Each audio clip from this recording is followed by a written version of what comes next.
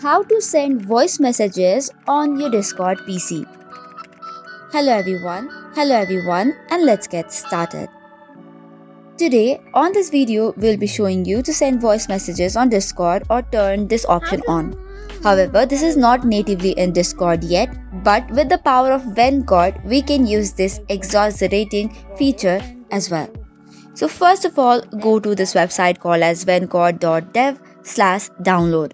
Now, download this Vencord installer, double tap on it and let the installation be completed. Make sure that the installation is complete and Vencord is installed on your system.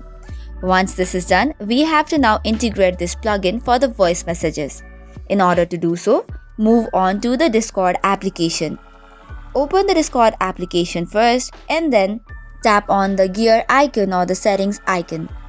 Once you tap on it, you will land to user settings. If the Vencord has been completely installed, you will see a section of Vencord under which is the plugin. Tap on plugins and there you have to add the plugin for voice messages and turn it on.